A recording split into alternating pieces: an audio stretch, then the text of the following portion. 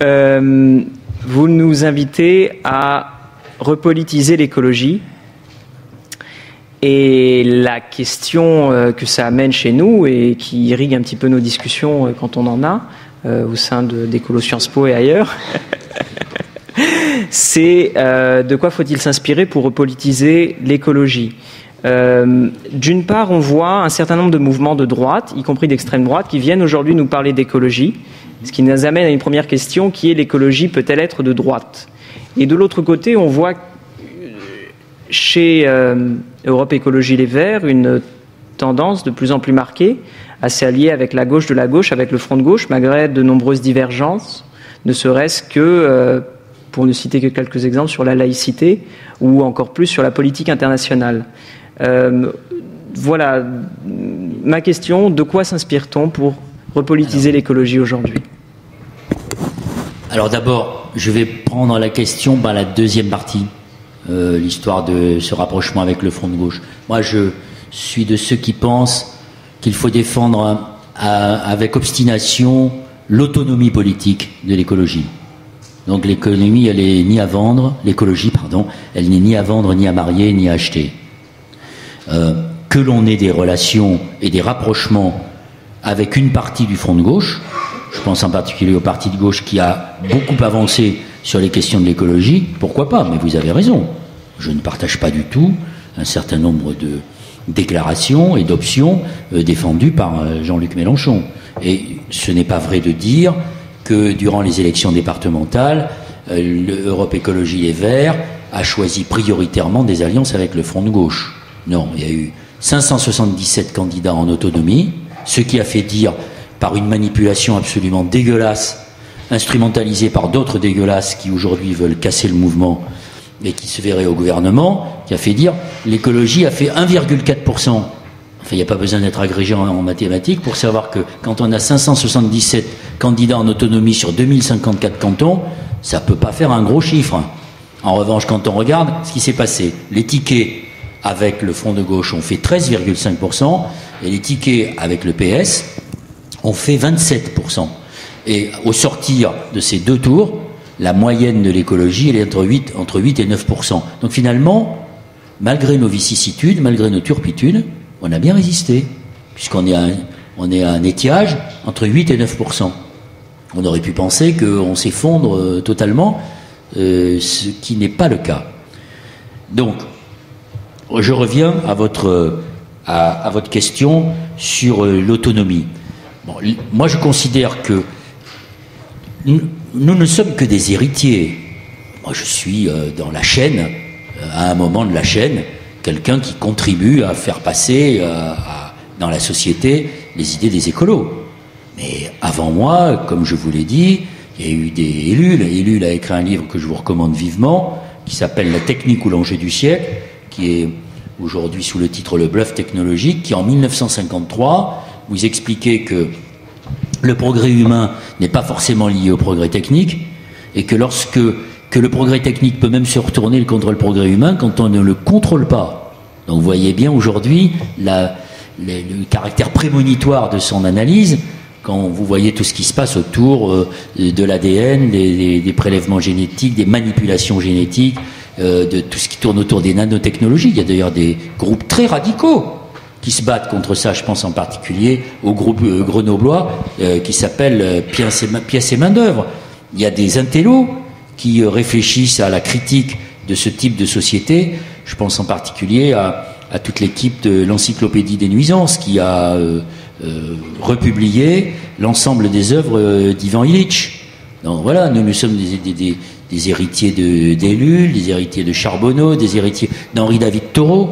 Quand je vais arracher un pied d'OGM avec Beauvais dans le Tarn-et-Garonne, que je suis condamné à 3 mois de prison avec sursis, et donc je suis un dangereux délinquant qui s'exprime devant vous, et à 100 000 euros de dommages et intérêts, c'est un hommage rendu à Henri David Thoreau, à ce concept de désobéissance civile, qui consiste à dire que dans une démocratie, lorsque l'on ne donne pas la possibilité à la société de choisir ce qu'elle veut, et qu'on laisse ce privilège à des experts ou à des lobbies, ou à des grands groupes, comme c'était le cas de Monsanto, de Pioneer ou de Syngenta, eh bien, on désobéit, c'est-à-dire qu'on commet un acte qui est peut-être répréhensible, qui est peut-être condamnable par les tribunaux, mais on revendique de le faire sans, évidemment, non armés, les mains nues, devant des gendarmes qui nous prenaient en photo et dire on va aller s'expliquer devant les tribunaux, puisqu'on ne peut pas s'expliquer devant les outils démocratiques qui sont à notre disposition, tels que l'Assemblée nationale ou le Sénat. Pourquoi je dis ça? Parce que c'est en ce sens que l'écologie politique a une forme de singularité, mais qu'en même temps, à travers tous ces auteurs, j'ai cité Gortz, mais je pourrais en citer beaucoup d'autres, ce sont des auteurs qui ont porté un regard. En fait, l'écologie, et surtout Ellul et Charbonneau, c'était les premiers qui ont réussi à porter une critique non marxiste des institutions. Et moi, je me souviens dans les années 70, quand on militait avec Ellul, on était montré du doigt et vilipendé par beaucoup d'intellectuels qui étaient encore sous la coupe de l'impérium de la pensée marxiste dans les années 70. Pour vous, c'est très loin, hein, c'est l'avant-guerre, mais c'était ça. Alors aujourd'hui, les choses ont changé. Et petit à petit, cette critique non marxiste des institutions et de la société a progressé. C'est un apport de l'écologie. Donc l'écologie, elle a, j'allais dire, les épaules suffisamment larges pour ne pas avoir besoin d'aller chercher, d'aller piocher dans le marxisme ou d'aller piocher dans les idées de Mélenchon et de ses copains.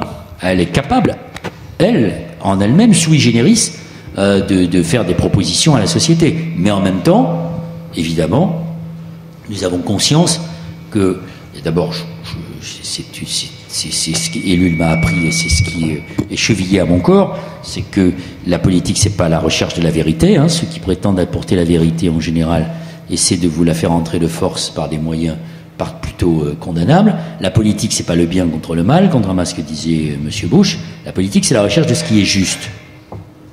C'est ça la clé. C'est ça s'il y a une vérité, c'est celle-ci. Mais les écologistes n'ont pas la prétention de dire qu'ils sont les seuls à pouvoir apporter des réponses à la crise profonde que traverse notre société mondiale. Et donc l'idée, c'est de passer des contrats avec d'autres... C'est passer des contrats pas simplement d'ailleurs avec les forces politiques traditionnelles. Quand je vous disais que un peu partout en France et dans le monde fleurissent tous les jours des initiatives.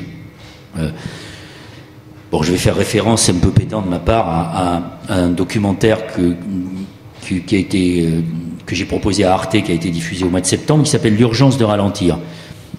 Vous connaissez peut-être pas encore, mais ces bouquins figurent à la bibliothèque, évidemment, de Sciences Po, sinon ce serait pas bien.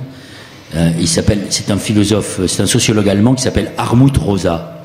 Il a écrit un livre qui s'appelle L'accélération, qu'il considère comme une modernité tardive. Vous voyez bien que nous sommes dans une société où il faut aller très vite. On vous vend des machins comme ça, qui vous disent que demain, en 4G, 5G, 6G, ça ira encore plus vite. Le débit, le haut débit, le très haut débit, le très très haut débit, c'est ce que je disais tout à l'heure, c'est la dictature de l'instant et la dictature de la vitesse.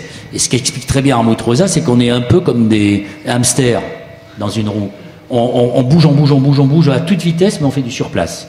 Et donc, nos sociétés sont peut-être condamnées, d'une certaine manière, à faire du surplace. Bien. J'ai essayé de répertorier dans le monde tous ces groupes qui s'organisent pour lutter contre ça, pour lutter contre cette société qui vous bouffe votre temps, qui est chronophage, qui peut même vous bouffer votre famille, qui vous mine et qui vous dévore petit à petit, pour résister.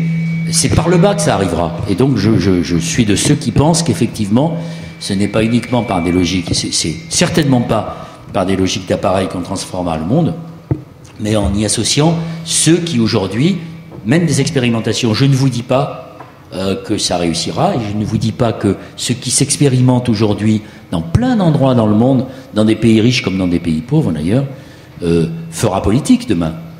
C'est pas sûr.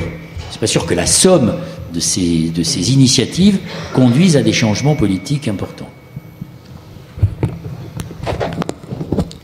Vous avez vu que le capitalisme est quand même très plastique. Il y a des gens très malins.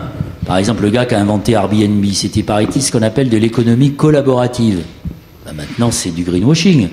Airbnb, c'est une entreprise qui a je crois, augmenter son capital de 250 millions ou 200, je sais plus combien d'euros. C'est pareil pour Blablacar.